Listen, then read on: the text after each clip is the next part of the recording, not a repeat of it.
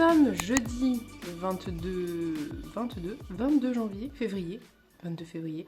Nous sommes jeudi 22 février et j'introduis ce vlog tardivement parce que la vie, je pense que je vous aurais mis des images avant de mon trip, de mon road trip à Paris, etc.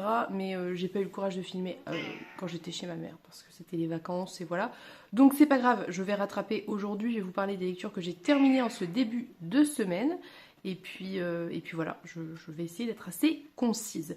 Donc déjà, j'ai terminé Calliope de Michael McDowell et Tabitha King que j'ai fini en... Du coup, que j'ai terminé en numérique. Je me suis pris en numérique parce que je ne me voyais pas le transporter. Mais c'est bien dommage parce que c'est un très joli livre et que c'est très agréable de lire dans ce genre de livre. Soit. Donc, Calliope, très rapidement, c'est l'histoire d'une petite fille qui s'appelle Calliope, qui vit avec son père et sa mère et son frère aîné. Elle a genre 6 ans, lui doit avoir 11 ans, quelque chose comme ça. Et au début de l'ouvrage, son père meurt, assassiné, c'est assez terrible, assez violent. Et donc, elle va se retrouver seule avec sa mère, son frère et sa grand-mère maternelle. Et on va suivre un petit peu sa vie suite à ça jusqu'à un âge assez avancé, en tout cas adulte pour sûr. C'est un livre qui est plein de choses à la fois, qui est particulier, qui est très spécial, mais que moi j'ai beaucoup aimé. En gros, ce que j'ai aimé, c'est qu'on retrouve clairement, très très clairement, les thématiques et la patte de Michael McDowell, et c'est ça que j'ai aimé. J'ai aimé la manière dont c'était écrit. Plein de fois, j'ai relate par rapport à Blackwater. D'ailleurs, il y a un petit clin d'œil à Blackwater à un moment, vraiment, et c'est quelque chose que j'ai aimé en fait. J'ai aimé le fait que ce soit particulier, bizarre, décalé, lent. C'est vrai, je sais qu'il y a plein de gens à qui ça a déplu à cause de ça parce que c'est un livre qui est un petit peu vendu comme une espèce de thriller et au final, une fois passé une espèce de première partie où beaucoup de choses se mettent en place, après ça devient assez lent sur quand même, je dirais, 2/3 du bouquin. Mais moi, ça m'a pas dérangé. Franchement, j'étais dedans et ça m'a pas dérangé. Mais si vous vous attendez à un thriller où il se passe 1500 trucs, où c'est hyper haletant, c'est pas forcément le cas. En tout cas, pas tout le temps. Donc, c'est particulier, ça aborde plein de sujets, ça aborde bien évidemment tout ce qui est relations familiales. Ça a un côté saga familiale, ça a un côté livre autour de secrets de famille. Très clairement, je pense que c'est même la grande thématique du bouquin, c'est ça la base de tout. Sur ça que repose un peu toute l'histoire. Par extension, ça aborde d'autres thématiques comme l'emprise parentale. Sur donc les enfants, ça aborde aussi un peu le racisme des années, je crois, 50 aux États-Unis. Ça aborde un petit peu l'homosexualité, la liberté sexuelle, plutôt vers la fin, pour le coup, puisque c'est plutôt quand Calliope va grandir. Ça aborde pas mal de choses aussi autour des relations, puisque on a le père et la mère de Calliope qui se sont mariés, mais c'était pas franchement une grande histoire d'amour, on pourrait dire, en tout cas du côté de sa mère, puisque sa mère vient d'une espèce de famille assez riche, qui fait très famille casquée, concrètement, et elle a épousé en fait cet homme parce que il vient d'une famille de ce qu'elle considère être comme des losers, mais lui a réussi, lui a de l'argent, et donc il y a vraiment une relation qui n'est pas très égale, et c'est pas une belle histoire d'amour en fait, et au milieu de tout ça il y a Calliope, et Calliope c'est un personnage que j'ai adoré suivre en fait, elle est hyper attachante, c'est une enfant, et pendant un long moment du récit c'est une enfant qui voit les choses avec son regard d'enfant, donc à la fois très naïf, et parfois aussi très lucide sur ce qui se passe autour d'elle, et qui a ses attachements, sa vision des choses et des choses auxquelles elle se raccroche, mais elle est hyper attachante parce que elle va parler pendant un certain temps, par exemple, un exemple parmi tant d'autres, de cette mère qui n'est pas une très bonne mère, en tout cas pas comme on pourrait l'entendre, dans le sens où elle aime pas tellement sa fille, elle s'en occupe pas beaucoup, pas très bien, elle utilise beaucoup sa fille et elle lui dit des choses assez méchantes, et en fait Calliope aime sa mère, et alors, ça va évoluer, sa manière de voir les choses va évoluer parce qu'elle va grandir, etc. Mais il y a vraiment ce genre de thématiques qui sont abordées. Ça aborde aussi, finalement, comment sa mère a été élevée par la grand-mère de Calliope, donc par sa propre mère, et comment elle était avec elle, et comment le schéma peut-être s'est un peu répété quelque part. Enfin voilà, ça aborde plein de choses, et en même temps, ça a ce côté assez tranche de vie, finalement, puisqu'on suit Calliope, mais s'insère dans tout ça, parfois du fantastique, parfois de l'horreur, parfois un côté un peu thriller. Enfin voilà, c'est vraiment particulier, c'est vraiment particulier. Je pense pas que ça puisse plaire à tout le monde. Voilà, c'est très particulier. Moi vraiment, j'ai aimé, j'avais envie d'être avec Calliope. J'ai vraiment accroché avec ce personnage que j'ai trouvé hyper touchant et hyper, comment vous dire, très naïf dans son regard sur le monde, à pas comprendre pourquoi les gens sont racistes, à pas comprendre certains enjeux. Typiquement, elle est amie avec un garçon noir qui a à peu près son âge, et on lui dit mais fais attention parce qu'il pourrait lui arriver malheur. Enfin voilà, il arrive des choses aux garçons noirs qui traînent avec des filles blanches. Enfin, et elle s'en rend pas compte parce qu'elle est en fait très moderne finalement pour son époque, et c'était très chouette. Je déplore simplement peut-être deux choses. Premièrement, il y a des personnages noirs qui sont donc des personnages qui sont des employés de maison, qui sont, quand ils parlent, on retranscrit un espèce d'accent. Je trouve ça pas nécessaire et un peu dommage, très sincèrement. Autant le côté parler fonctionne bien, autant le côté retranscrire un accent, je sais pas. C'est pas quelque chose qui me convainc. Je trouve pas que ce soit... Voilà, ça m'a dérangé, très sincèrement. Et autre chose que je trouve un petit peu dommage, c'est que finalement, enfin, ça m'a pas trop dérangé, mais ça aurait pu être mieux fait. Et puis je pense que ça peut déplaire encore une fois, c'est que la fin va très vite. Ça veut dire que d'un coup, tout s'enclenche, tout se résout, et ça a été si long à se mettre en place que cette fin a l'air un peu précipitée. Donc je sais que c'est Tabitha King qui a repris l'écriture de ce livre parce que Michael McDowell est décédé. Je ne sais pas dans quelle mesure, qu'est-ce qui vient d'elle, qu'est-ce qui vient de lui, dans quelle mesure ça a été abrégé parce que c'était peut-être pas la fin que lui avait prévue ou pas comme ça, je n'en sais rien. Dans l'ensemble, c'est un livre que j'ai apprécié. Il y a quelque chose, quand j'ai lu ce livre en tout cas, il y avait quelque chose de très nostalgique à ma lecture. Je sais pas pourquoi, ça m'a procuré une espèce de sentiment de nostalgie, de quelque chose de réconfortant, bien que ça ne soit pas franchement, en tout cas pas dans les faits, mais avec cette sensation de retrouver quelque chose qui m'avait manqué en fait. Et voilà, du coup j'ai aimé. Voilà, mais je peux concevoir qu'on n'apprécie pas. Je pense que il faut voir ce que vous attendez de ce bouquin. Ne vous attendez pas à un thriller hyper haletant du début à la fin. Ne vous attendez pas... C'est comme Blackwater en fait. Plein de gens ont été déçus parce qu'il n'y avait pas assez de fantastique, il n'y avait pas assez d'horreur, pas assez. Là c'est un peu pareil. Je vous le dis clairement. Si vous attendez quelque chose d'hyper fantastique, d'hyper thriller, vous allez être déçus parce qu'il y a ce côté Blackwater en fait dans ce bouquin. Voilà, très concrètement. Bref, donc j'ai lu ça, j'étais très contente de le terminer. Je l'ai un peu traîné, mais bon, c'était les vacances, c'était un peu compliqué. J'ai terminé aussi la lecture du 3e volume de Collie. Donc j'ai terminé une nouvelle saga que j'ai lue avec Emmeline et Pénélope. Donc le 3e volume, c'est La Chute de Collie, que j'ai beaucoup aimé. C'était très chouette, cette fin était vraiment géniale. J'ai beaucoup aimé que finalement, en fait, si vous voulez, sur le 1 et surtout sur le 2, il y a une espèce de grosse quête qui se met en place du côté de Collie. Et ce que j'ai aimé, c'est que finalement, c'est pas la finalité. Ça veut dire que après ce qui se passe, et je vais pas rentrer dans les détails, il y a d'autres choses derrière et d'autres choses très importantes. Donc ça c'est quelque chose que j'ai aimé, que ça se conclut pas avec cette quête en fait. J'ai aimé l'écriture toujours aussi bonne, ce travail sur la langue qui est excellent, avec cette volonté de créer une langue appauvrie, parce que finalement l'humanité c'est un post-apo, donc l'humanité c'est un peu scindé, c'est-à-dire que tout le monde vit dans des petites communautés, on est a priori en Angleterre, et les gens ont peu de contact entre eux, donc c'est des communautés de 100, 200, 300 personnes, ou peut-être moins parfois, et donc tous les gens en fait, finalement ne sortent plus de chez eux parce que la nature est hostile et très dangereuse, et donc ce qu'ils peuvent nommer c'est ce qu'ils connaissent, donc ce qu'ils ne connaissent pas ils ne peuvent pas le nommer, c'est assez logique. Donc on a perdu le souvenir par exemple pour ceux qui habitent loin de la mer, de ce qu'est la mer, de ce qu'est l'océan, et il y a un appauvrissement de la langue générale qui est hyper bien retranscrit. Je pense que ça peut gêner les lecteurs qui aiment bien le travail de langue, la belle langue, mais c'est hyper intelligent d'un point de vue penser un post-apo et comment penser l'évolution de l'humanité dans ce genre de contexte. Donc pour moi c'est hyper intelligent, c'est bien fait, j'ai beaucoup aimé. C'est vrai que ça fait bizarre des fois les fautes de français, d'anglais du coup en texte original, mais ça fait bizarre parce que ça dissonne à l'oreille, mais c'est intelligent et c'est bien fait. Donc c'est quelque chose que j'ai encore une fois beaucoup aimé, que j'ai trouvé vraiment bien réalisé et bien pensé. J'ai adoré certains personnages plus que d'autres. J'ai adoré le personnage de Toupie par exemple, qu'on voit dès le début, donc ça ne spoile rien, et qu'on continue à suivre au fur et à mesure du temps, qui est un personnage que j'ai trouvé hyper intéressant.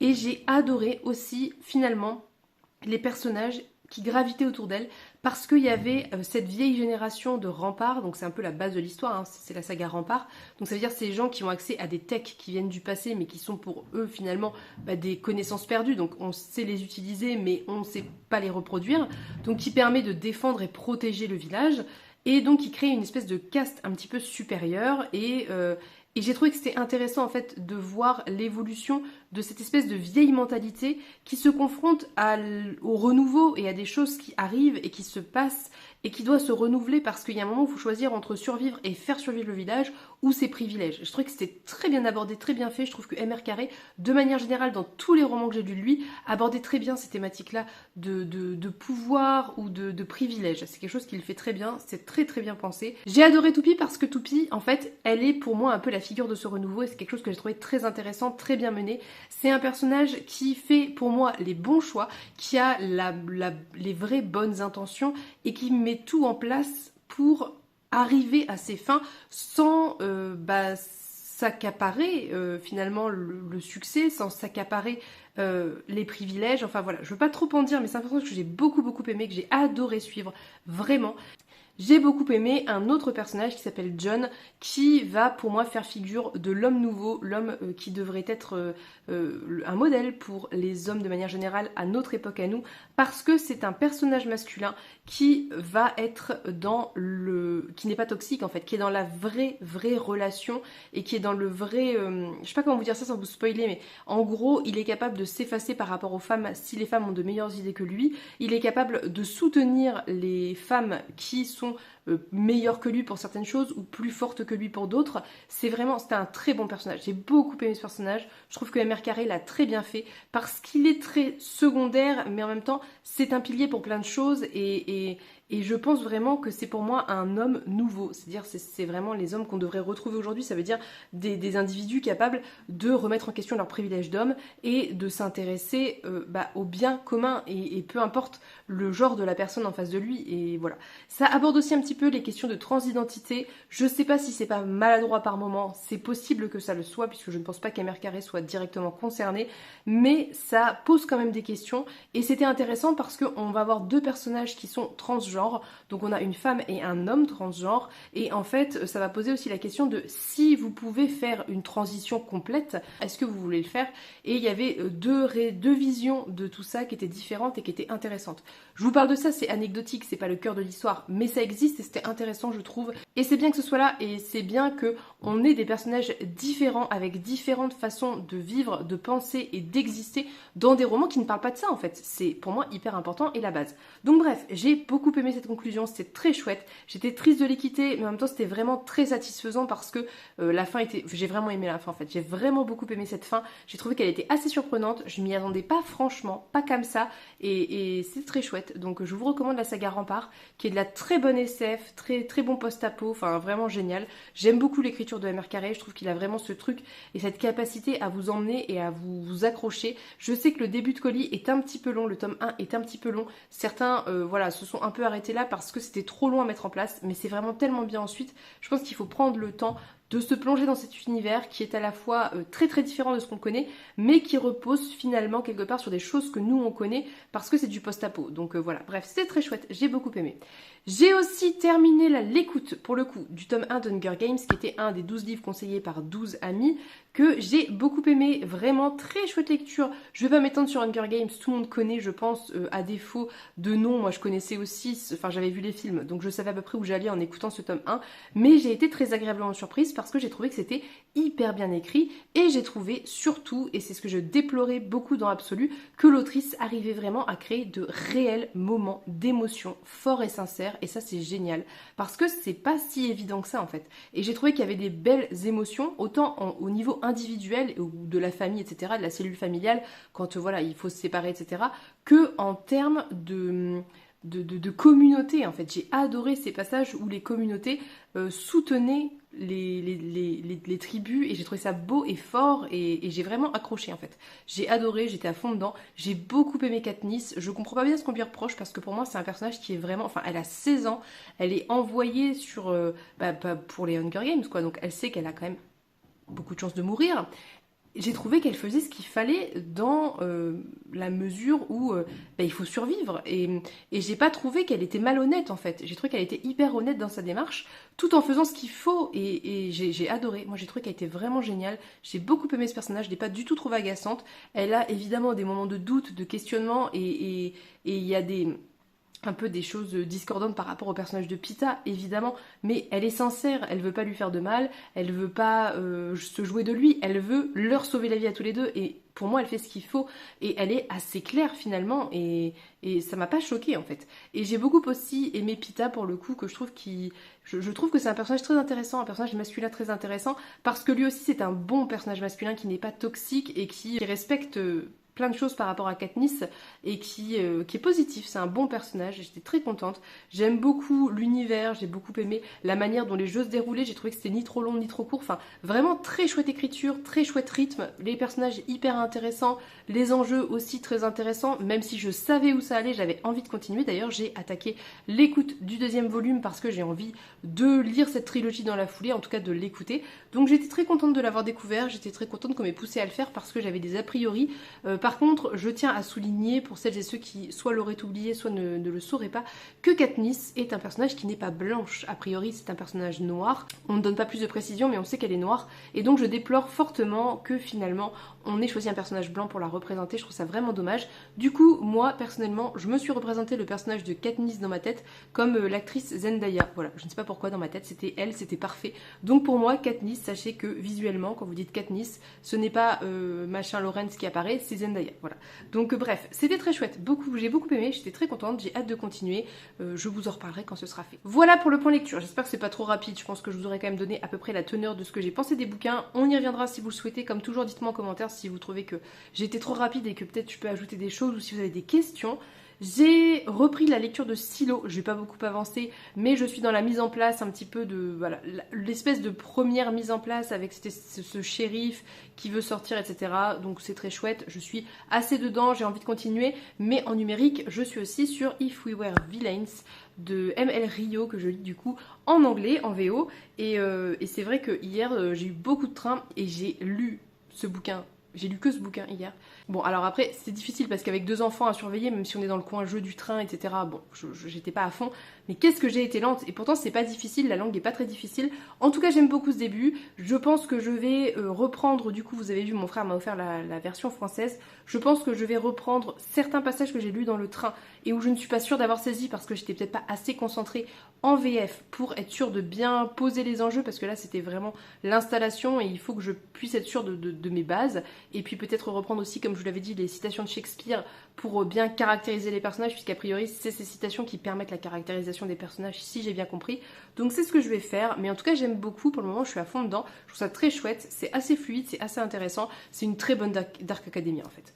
Et j'ai avancé aussi un petit peu la lecture d'Appleseed que je n'ai toujours pas terminée. Qu'est-ce que je suis lente. Je suis page 195. Il faut vraiment que je termine. C'est mon objectif de cette semaine, c'est terminer ça.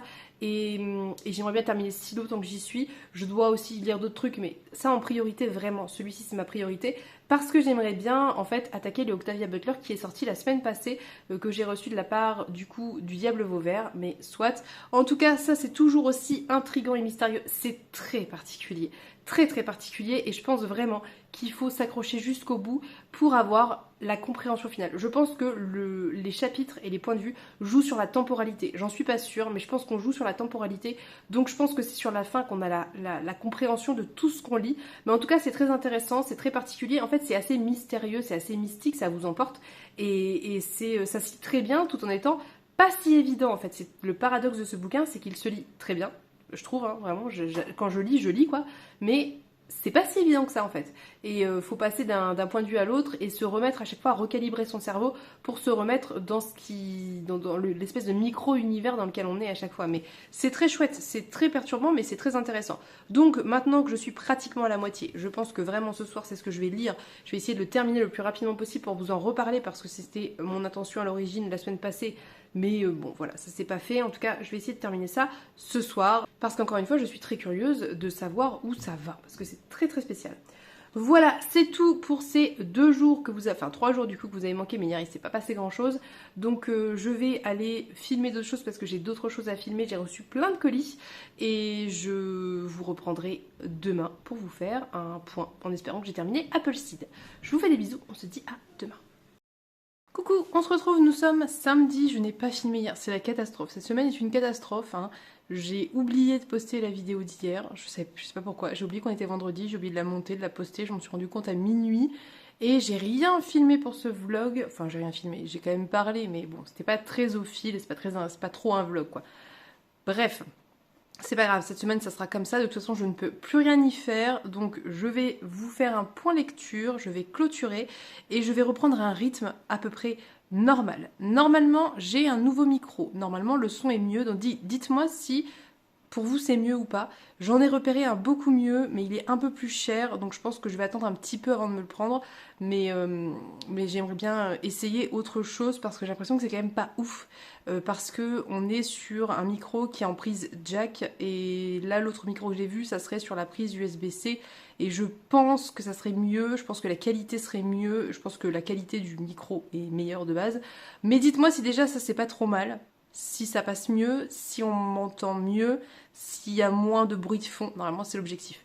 Soit, donc point lecture, j'en suis où dans mes lectures à l'heure actuelle? J'ai attaqué Betty en lecture commune avec Julia et Mylène, avec qui j'échange régulièrement, et j'en suis presque à la moitié, dans une vingtaine de pages à peu près, je pense que je serai à la moitié. C'est vraiment une lecture qui est aussi poignante que ce à quoi je m'attendais.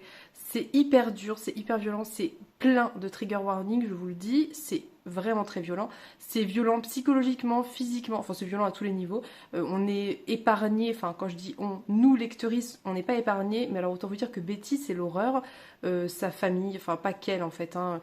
Mais bref, c'est une lecture qui au demeurant est absolument magnifique. Je suis une très très grande fan, vraiment, de la plume de Tiffany McDaniel. Pour moi, elle a une écriture qui est incroyable, c'est-à-dire qu'elle parvient à faire de la beauté avec des choses qui sont affreuses et aussi parfois de la beauté avec des très très belles choses. Il y a une très grande place laissée à la nature et je retrouve un petit peu des thématiques communes avec l'été où tout a fondu. C'est pas tellement surprenant, je pense que il y a quelque chose de son inspiration tout simplement, hein, autour du bien, du mal, du diable, autour de la nature et autour aussi de thématiques plus engagées socialement comme l'homophobie par exemple, le racisme, enfin voilà, c'est vraiment très beau et très dur. Je vais pas trop m'étendre sur cette lecture, j'aimerais mieux faire un vrai gros point la semaine prochaine pour tout regrouper en un seul vlog parce que quand je fais des lectures sur 2 vlogs après je ne m'en sors pas. Mais sachez que j'ai très bien commencé et que la semaine prochaine, si tout va bien, si j'arrive à lire, etc., ce sera terminé et je vous en reparlerai dans le détail parce qu'il y a beaucoup de choses à en dire je pense. Mais voilà, notez que c'est entamé, que j'ai une de mes reliques qui est sortie de ma palle et j'en suis très contente, donc c'est très chouette. Autrement, j'ai avancé la lecture de If We Were Violence de M.L. Rio, donc je vais vous dire où j'en suis puisque je le lis en anglais sur ma liseuse. J'en suis à 20%, voilà, donc je suis scène 12 de l'acte 1, je suis en retard par rapport au découpage, je vais vous montrer ce que ça fait sur le format papier. Voilà, acte 2, je suis là. Donc j'ai lu ça à peu près, c'est très très accessible en anglais, j'en suis la première étonnée, je pensais que ce serait beaucoup plus compliqué, en fait c'est très très lisible et ça se lit très bien. Est-ce que c'est parce que j'ai un meilleur niveau ou est-ce que vraiment c'est très facile? Je ne saurais pas vous dire, mais en tout cas je l'ai lu, je vous l'avais dit quand j'étais dans le train que j'étais pas concentrée, et pour avoir un petit peu refeuilleté et relu certains passages en français pour être sûre de ne pas avoir raté des choses, je me suis rendu compte que vraiment j'avais quasiment rien raté, j'avais la teneur de tout, et je pense aussi que les choses que j'ai eu la sensation d'avoir raté, c'est plus un effet de traduction qu'un effet de vraiment avoir raté quelque chose. Donc c'est très très chouette, je suis très contente. C'est une lecture que j'apprécie beaucoup, c'est de la très bonne Dark Academia. On retrouve un petit peu l'ambiance qu'on pouvait avoir dans le Donatart, je sais plus le titre, mais le très très connu de Donatart. Sauf que je sais pas, j'accroche plus avec celui-ci.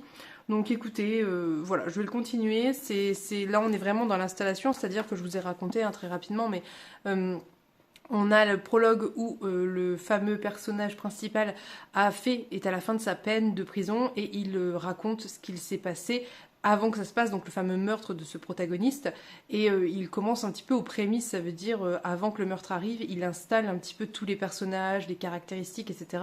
Et on est sur quelque chose qui fonctionne très bien en termes de Dark Academia parce que c'est un milieu universitaire, ça veut dénoncer les travers des milieux universitaires, clairement, et on a des personnages qui sont assez stéréotypés. C'est évidemment exacerbé par le fait qu'on est sur des personnages qui font du théâtre et qui ont des rôles quasiment attitrés pour chaque pièce, et c'est à la fois du coup très clair, très compréhensible, et en même temps c'est très prenant, c'est très particulier. Je pense pas que ça plaira à tout le monde parce que c'est assez lent, parce qu'il y a beaucoup de citations de théâtre, c'est spécial, hein. De toute façon, la Dark Academia, la vraie Dark Academia, je veux dire, pas d'inspiration de Dark Academia, c'est particulier, c'est de manière générale assez lent, et ça prend son temps pour poser, voilà, beaucoup de choses, mais c'est quelque chose que j'aime beaucoup. Donc pareil, je vais continuer ça. Normalement, je vais essayer de rattraper le découpage, mais je ne promets rien parce que je ne suis pas en ce moment hyper rapide à la lecture. Mais écoutez, je vais essayer de rattraper ça tranquillement, et puis même si je suis un peu en retard, c'est pas très grave non plus, mais j'aime beaucoup cette lecture, c'est juste que je prends pas le temps de lire et que je tiens à le lire en VO, donc il me faut des moments où je suis disponible en fait, et c'est pas toujours évident. Sinon, j'ai un petit peu avancé Appleseed, mais je ne l'ai toujours pas terminé. Ça, pourquoi, je vais vous expliquer pourquoi ensuite. C'est toujours une lecture qui est aussi particulière, c'est très particulier, et c'est quelque chose que j'apprécie, mais en même temps c'est vrai que quand je suis dedans, je suis à fond dedans, mais j'ai toujours un petit peu, quand il faut y retourner, ce moment de il va falloir que je me mette dans le bon état d'esprit, et c'est pas forcément évident d'être disponible parce que j'ai la sensation que comme on nous explique pas grand chose et qu'on est vraiment une média stress comme on dit, du coup il faut être très concentré pour rien rater parce que sinon sur la fin j'ai peur de pas tout saisir parce que j'ai l'impression vraiment de cette construction où tout est pas très clair et à la fin tout s'éclaire. Donc bref, c'est pas que ça me plaît pas, bien au contraire, je suis vraiment très intriguée, je sens qu'il y a quelque chose de très important dans le propos, mais il faut que je me mette dedans et que j'ai une plage de lecture assez importante pour pas avoir à m'en sortir, à m'y remettre quoi. Donc c'est pour ça que ça a pas tellement avancé, ces derniers jours étaient assez occupés pour moi, entre le retour mercredi, jeudi j'avais des rendez-vous, j'étais fatiguée évidemment du voyage qui a été assez compliqué avec des retards de train, on est rentré tard, enfin si vous étiez sur Instagram vous avez un petit peu suivi tout ça, et hier vendredi où j'avais encore des rendez-vous, enfin c'était pas évident, mais j'ai envie de continuer, donc c'est ce que je vais faire, et je vais bien évidemment le terminer parce que j'aimerais bien lire l'autre livre que j'avais dit que je lirais la semaine dernière. Oui, je suis très en retard, à savoir Central Station de Lavie Tidhar, qui est sorti le 21 février, et j'aimerais bien le lire cette semaine, donc il faut que je me motive et que je me bouge. Autrement, très rapidement, j'ai aussi avancé Silo, mais alors très peu. Je suis vraiment au début, j'ai lu 4%. Autant vous dire que c'est le tout début, je le lis sur ma liseuse, mais c'est pas ma lecture prioritaire dans le sens où j'ai plein de trucs à terminer, notamment le VO Explora Livre, Appleseed, etc. Donc c'est vrai que le pauvre, bah, je le lis quand je suis un peu entre deux, quand ou alors quand je me sens pas capable d'être assez concentrée pour lire quelque chose de plus exigeant, parce que ça a ce côté très facile à lire, mais j'aimerais bien aussi le terminer la semaine prochaine. Donc autant vous dire qu'on va être sur une semaine bien chargée. Mais par contre avec Emmeline, on s'est lu le deuxième tome de Wayward Pines de Blake Crouch que j'ai reçu en service de presse de la part de Gallmeister. Avant de vous parler du bouquin que j'ai absolument dévoré, je l'ai lu hyper rapidement, j'aurais pu l'enchaîner si la soirée n'avait pas été un peu... Enfin, je sais plus quand est-ce qu'on l'a attaqué. On l'a attaqué jeudi soir, je crois. J'étais claquée, donc je l'ai lu en 2 fois, mais j'aurais clairement pu le lire d'un trait si j'avais pas été aussi fatiguée, parce que vraiment, ça se dévore. C'est incroyable. Avant de vous parler du bouquin à proprement parler, je voudrais juste revenir sur, pour moi, quelque chose qui est très important, c'est la qualité des poches de chez Gallmeister. Vraiment, j'ai eu ce sentiment quand je l'ai attaqué, et à chaque fois, ça me fait ça quand je lis un Gallmeister. C'est pareil avec Betty, c'est pareil avec les autres. Quand je l'ouvre, d'un confort de lecture vraiment exceptionnel. J'adore ces bouquins. Pour moi, Folio et Gallmeister, c'est les meilleures poches en termes de qualité. J'ai vraiment cette sensation de page un peu épaisse, de confort, enfin, je sais pas vous dire. C'est hyper agréable. Vraiment, c'est un bonheur de lire les bouquins de chez Totem. Je les aime beaucoup et je tiens à le souligner parce que souvent, on a cette idée du poche qui n'est pas de très bonne qualité, et souvent c'est le cas en fait, concrètement, et c'est pas très agréable. Je pense typiquement à la grosse intégrale terre-mer là qui est en feuille de Bible, où c'est pénible, enfin voilà. Et je tiens à vous dire que ça n'est pas le cas ici, et que au contraire c'est vraiment, je sais pas, c'est même la police me plaît, enfin j'adore les bouquins de chez Totem. Soit, petite parenthèse très matérielle terminé, j'ai lu Wayward Pines, donc c'est la suite directe du tome 1, ça se passe 15 jours après, donc vraiment on est sur une suite directe, et je ne vais pas rentrer dans les détails puisque je n'ai pas beaucoup parlé du contenu du bouquin du premier volume parce que je voulais pas vous spoiler. Évidemment c'est encore plus le cas ici. Sachez que comme vous l'aurez compris, c'était tout aussi addictif, c'était tout aussi prenant, je dirais même que c'était encore plus prenant que le premier, parce que finalement j'ai eu cette sensation en lisant ce deuxième volume d'être dans la continuité de premier. Donc le premier a forcément forcément une phase d'installation, une phase où on présente les personnages, on présente la situation, et ensuite tout s'accélère, et voilà. Et là, j'ai eu cette sensation voilà, qu'il n'y avait pas besoin de cette première phase un peu plus lente, donc directement on est dedans, et directement il se passe plein de choses. Je trouve que l'auteur maîtrise très bien, un petit peu comme le fait MR Carré pour moi, il maîtrise très bien son rythme, il maîtrise très bien ses effets, il maîtrise très bien la manière dont il vous balade, et on n'a pas, pour autant, on n'a pas cette sensation d'être asphyxié par les informations, par les actions. C'est vraiment hyper bien mené. J'aime beaucoup, vraiment j'aime beaucoup, ça fait du bien ce genre de bouquin. C'est vraiment ce genre de livre qui fait du bien parce que ça se lit tout seul, parce qu'on est à fond dedans, parce qu'on a envie de savoir.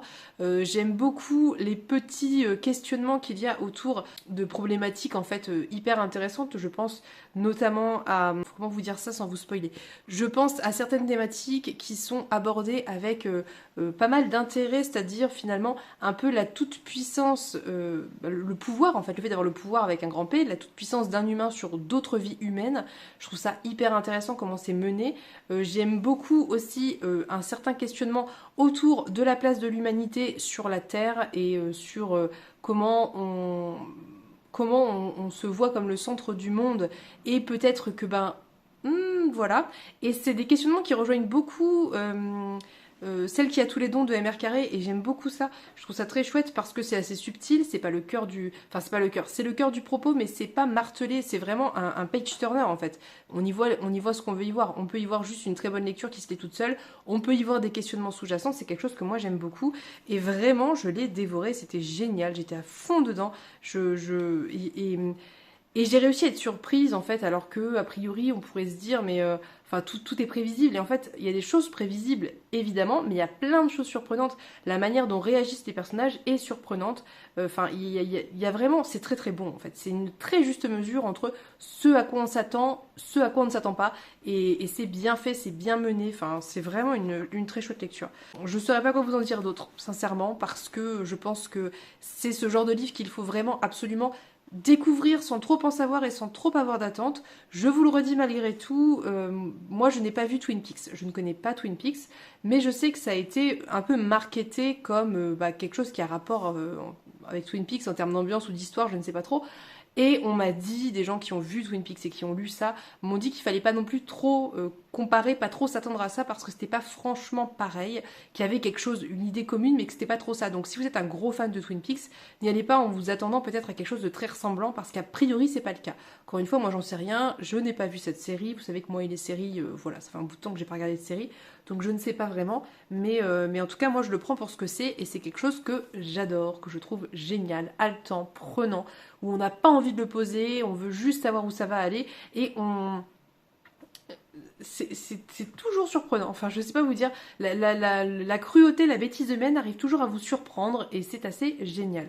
Donc, excellente lecture, j'aime énormément. C'est pas un coup de cœur absolu, c'est vraiment ce genre de livre qu'on adore parce que ça vous prend et ça vous emporte, et c'est facile à lire et c'est agréable et ça fait du bien. Donc, moralité de cette histoire, j'ai le 3e tome qui est ici, je pense que concrètement on va se le faire avant la fin du mois avec Emeline, puisqu'on est toutes les deux à fond. Elle l'a dévoré plus rapidement que moi parce qu'elle n'a pas eu besoin de... Enfin, elle n'a pas été obligée de s'arrêter, etc. Donc elle l'a dévoré d'un trait encore une fois, et c'est ce que j'espère que je parviendrai à faire pour le dernier, parce que vraiment c'est tellement agréable de dévorer un livre, c'est tellement agréable, vraiment, ça m'avait manqué, ça faisait longtemps que ça m'était pas arrivé, vous savez, et pas un petit livre en fait, enfin c'est un livre de taille normale, hein, ça fait 350 pages, c'est pas un tout petit livre quoi, et de pas réussir à s'arrêter, et c'était trop chouette, donc j'ai trop hâte de lire ce dernier volume, et je suis trop contente d'avoir eu la chance de les découvrir. Je pense que si Louise de Gallmeister ne me les avait pas envoyés, ça aurait été retardé par toutes les autres choses que j'ai à lire, et ça aurait été bien dommage, parce que ça a été une super découverte, et ça a été une très bonne lecture dans un moment où justement je suis un petit peu lente à lire. Donc je pense que c'est tout pour mes lectures. Je pense que j'en ai d'autres en cours que j'ai mis en pause en ce moment. C'est un petit peu le bazar dans mes lectures, mais concrètement, mon objectif sur ce week-end, parce qu'avec ce week-end avec Pénélope, on va se faire un espèce de ridathon toutes les deux, je vais essayer de sortir des graphiques, des petits bouquins, j'en ai plein des petits bouquins, j'en ai rentré plein. Typiquement j'ai celui-ci là. Typiquement ce genre de petits bouquins là, je pense que c'est ce que je vais me faire ce week-end. Je vais me faire des petits bouquins et des graphiques, mais j'aimerais bien malgré tout terminer, vraiment j'aimerais terminer Appleseed parce que j'aimerais vous en reparler la semaine prochaine et j'aimerais enchaîner avec d'autres services de presse qui sont sortis récemment pour vous en parler dans la foulée parce que je trouve ça chouette, surtout quand c'est des maisons d'édition que j'aime beaucoup et que j'ai envie de soutenir, donc j'ai envie d'en parler voilà, assez en temps réel entre guillemets, j'ai envie de dire. Donc objectif de ce week-end, essayer de faire baisser la palle en lisant plein de petits livres, des graphiques et en terminant Appleseed et en avançant tranquillement Betty et If We Were Violence de Amel Rio et nous verrons bien ce que ça va donner. J'espère la semaine prochaine réussir à me remettre dans mon rythme un petit peu plus habituel. Après voilà, je pense que tout le monde a parfaitement compris que les vacances c'est les vacances, qu'on n'a pas forcément le même rythme et c'est comme ça et c'est pas grave, voilà, donc on fait avec. Sur ce, je vais maintenant vous laisser parce que je vais monter ce vlog, parce que j'aimerais bien profiter du calme actuel chez moi pour tourner une vidéo, puisque je n'ai plus de vidéo d'avance, à part celle qui devait sortir hier évidemment, mais j'aimerais bien en tourner pour en avoir un petit peu d'avance, pour pas trop me foutre la pression la semaine prochaine et avoir plus le temps de lire. Donc là, ça me semble être le moment parfait pour ça. Donc, je vous souhaite à tous et toutes une très belle journée, je vous fais de gros bisous, et on se dit à bientôt pour une prochaine vidéo. Bye bye!